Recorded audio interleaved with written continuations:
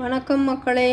இன்றைக்கி நம்ம நீண்ட நாளைக்கு அப்புறமா திருச்சிராப்பள்ளி மாவட்டம் மண்ணாச்சனூரை சார்ந்த ஐயம்பாளையம் ஊராட்சி ஒன்றிய தொடக்கப்பள்ளியில் படிக்கக்கூடிய 4ஆம் வகுப்பு மாணவி ஸ்வேதா வெள்ளை மயிலை பற்றி தெரிஞ்சுக்கணும் அப்படின்னு ஆர்வம் காட்டியிருக்காங்க.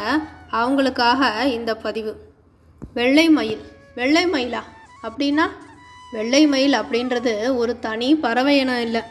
இது லூயிசிசம் அப்படின்ற மரபணு மாற்றத்தால் உடல் நிறம் இழந்து வெண்மையாக மாறும் இந்திய நீல மயில் வகை தான். இதை அல்பினோ போல அல்லாமல் நீல கண்களுடன் அழகிய வெள்ளை தோகையை கொண்டு காணப்படும். இந்த வெள்ளை மயில் பற்றின உண்மைகள் என்னன்னு நம்ம தெரிஞ்சுக்கலாமா? இது ஒரு தனி இனம் இல்லை. இது சாதாரண இந்திய மயிலின் நிறமாறுதல் தான். இதனுடைய கண்கள் வழக்கமான சிவப்பு நிறத்தில் இருக்காது, இயல்பு நிலை போலவே இருக்கும். தோகையில் உள்ள கண் போன்ற வடிவங்கள் வெண்மை நிற நிழல்களாக தெரியும். மரபணு குறைபாடு காரணமாக நிறமி இல்லாததால் வெண்மையாயிருச்சு. இந்திய நீல மயில்களுக்கு பிறகு ஐக்கிய ராச்சியத்தில் மிகவும் பிரபலமான மயிலினம் இதுதான். வெள்ளை மயில்களே முதல்ல அங்கீகரிக்கப்பட்ட நிறமாற்றமாகும். மேலும் இது இந்தியாவில் இயற்கையாக காணப்படுது. இந்த பறவைகள் முற்றிலும் வெள்ளையாகவும் நீல நிற கண்களுடனும் இருக்கும். வெள்ளை மயிலின் வாலில் உள்ள கண் புள்ளிகளில் மிகச்சிறிய நிறமாற்றம் காணப்படும். ஆண் மற்றும் பெண் வெள்ளை மயில்கள் இரண்டும் 12 மாதங்கள் ஆகும் வரை மிகவும் ஒரே மாதிரியாகவே இருக்கும். அதன் பிறகு ஆண் மயிலுக்கு பெண் மயிலை விட சற்று நீளமான கால்கள் இருப்பதால் அதை வேறுபடுத்துவது எளிதாகிறது. ஆண் மயிலுக்கு சுமார் 12 முதல் 14 மாதங்களில் சற்று நீளமான இறகுகள் கொண்ட வால் மூடிகள் வளர்கின்றன. மேலும் பெண் மயிலை விட ஆண் மயில் உடல் அமைப்பில் சற்று பெரியதாகவே இருக்கும். வெள்ளை மயில் குஞ்சுகள் மஞ்சள் நிற மென் இறகுகளுடனும் நீல நிற பார்வை கண்களுடனும் பிறக்கின்றன. சில நாட்களிலேயே அவற்றின் இறக்கைகளில் நுனிகளில் வெள்ளை நிறம் உருவாகிறது. அவை முதிர்ச்சி அடையும் போது மஞ்சள் நிற மென் இறகுகளுக்கு பதிலாக தூய வெள்ளை நிற இறகுகளாக முளைக்கின்றன. வெள்ளை மயில் குஞ்சுகளுக்கு 1 வயது ஆவதற்கு முன்பு அவற்றின் பாலினத்தை கண்டறிவது மிக கடினம். இந்த கட்டத்தில் வெள்ளை மயிலுக்கு இறகுகளால் ஆன மேலுறைகள் உருவாகும். சில சமயங்களில் ஆண் மயிலுக்கு கால்கள் சற்று நீளமாக இருக்கும். வெள்ளை மயில்கள் தங்கள் இனத்தின் தன்மையை அப்படியே பிரதிபலிக்கும். இந்திய நீல அல்லது கருப்பு தோல் மயில்களை வெள்ளை மயிலுடன் இனப்பெருக்கம் செய்தால் அவை இந்திய நீல அல்லது கருப்பு தோல் மயிலுடன் கலப்பு இனப்பெருக்கம் செய்யும் வெள்ளை மயில்களாக மாறும்.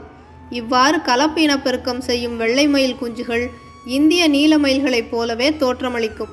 இறக்கைகளின் நுனிகள் வெள்ளையாக வளரும். சில சமயங்களில் இந்திய நீல மயிலுடன் கலப்பு இனப்பெருக்கம் செய்யும் வெள்ளை மயிலுக்கு வெள்ளை நிற தொண்டைப்பட்டை இருக்கும். வெள்ளை மயில்களை இந்திய நீல பெண் மயிலுடன் இனப்பெருக்கம் செய்தால் எப்போதாவது ஒரு வெள்ளை மயில் குஞ்சு பொரிக்கும். மயில் இந்தியாவின் தேசிய பறவை. அப்படியிருந்தும் இந்தியாவில் மயிலை கொள்பவர்கள் அநேகம். மயிலுக்கு முதல் எதிரியே அதனுடைய அழகிய தோகை பீலிகள்தான். இதை வைத்து கை விசிறிகள் தயாரிக்க பலர் மயில்களை கொள்கின்றனர். கடைகளில் சாம்பிராணி புகை போட்டு காசு வாங்குவோர் கையில் நீண்ட விசிறியாய் மயில் தோகை இருக்கிறது. இரண்டாவது எதிரி இதன் இரத்தத்திலிருந்து தயாரிக்கப்படும் தைலம். மயில் உடல் கொழுப்பும் பல வியாதிகளுக்கு மருந்து என நாட்டில் பரவியுள்ள தவறான நம்பிக்கைதான். மயில்கள் அழிவதை நாம் தடுக்கவில்லை என்றால் அடுத்த சந்ததியினர் இவ்வளவு அழகிய ஒரு பறவையை படங்களில் மட்டும்தான் பார்க்க முடியும். இந்திய மயிலுக்கு நீல மயில் என்றொரு பெயரும் உண்டு. காரணம், இதன் நிறம் மின்னும் நீலப்பச்சை. இந்தோனேசியா, பர்மா, இங்கிலாந்தில் காணப்படும் மயில் பச்சை வண்ணம் கொண்டது என்பதால் இது பச்சை மயில் என்றழைக்கப்படுகிறது. வெள்ளை மயில் வெள்ளை புலி போன்று நீல மயிலின் மருவிய தோற்றமே என்றெண்ணப்படுகிறது. நீல மயிலினை ஒரே கூண்டில் 4-5 மயில்களை ஒன்றாக வைத்து வளர்க்க முடியும். பச்சை மயிலை அவ்வாறு வளர்க்க முடியாதாம். காரணம், அவை ஒன்றோடொன்று சண்டையிட்டு இறந்து விடுமாம். ஒன்று போல காணப்பட்டாலும் அவற்றுள் தான் எத்தனை வித்தியாசம். வெள்ளை மயில்கள் பாரம்பரிய மயிலின் அழகியலுக்கு ஒரு தெய்வீகமான வெளுத்த வடிவத்தை காட்டுகின்றன. சில சமயங்களில் அழைக்கப்படுவது போல இந்த பறவைகள் பொதுவாக ஆல்பினோ அல்ல, மாறாக லூசிஸ்டிக் ஆகும். அதாவது அவை தங்களின் நிறமியை அல்லது அவற்றின் சில பகுதிகளை அகற்றிவிடும் ஒரு மரபணு குறைபாட்டில் பிறக்கின்றன. வெள்ளை மயில்கள் எவ்வளவு அரிதானவை, ஏன் அவை அதிக எண்ணிக்கையில் வளர்க்கப்படுகின்றன மற்றும் அவை எதை குறிக்கின்றது என்பது உட்பட மேலும் தெரிந்து கொள்வோம். வெள்ளை மயில்கள் காடுகளில் மிகவும் அரிதாக காணப்படுகின்றன. உண்மையில் அந்த கோட்பாட்டை ஆதரிக்க எந்த ஆதாரமும் இல்லை என்றாலும் அவை காடுகளில் காணப்படுவதில்லை என்றே மயில் நிபுணர்கள் மத்தியில் பரவலாக நம்பப்படுகிறது. அவற்றின் தனித்துவமான நிறத்திற்காக அவை சிறப்பாக இனப்பெருக்கம் செய்யப்படுவதால் அவை வளர்ப்பிடங்களில் மிகவும் சாதாரணமாக காணப்படுகின்றன. லூசிஸ்டிக் மயில்கள் வளர்ப்பாளர்களால் சுமார் $175 முதல் $250 வரை விலையில் விற்கப்படுகின்றன. வெள்ளை மயில்கள் காடுகளில் காணப்பட்டாலும் கூட அவை தங்கள் சுற்றுப்புறத்துடன் முற்றிலும் மாறுபட்டு தோன்றும். இவை உயிர் வாழ்வதை கடினமாக்கும். இது தோன்றிய நாடான இந்தியாவில் மிகவும் பரவலான மதமான இந்து மதத்தில் இவை அதிர்ஷ்டத்தையும் செழிப்பையும் கொண்டு வரும் என்று நம்பப்படுகிறது.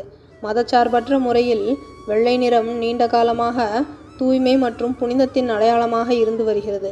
எனவே ஒரு வெள்ளை மயில் மனம் மற்றும் ஆன்மாவின் தூய்மையுடன் தொடர்பு படுத்தப்படுகிறது.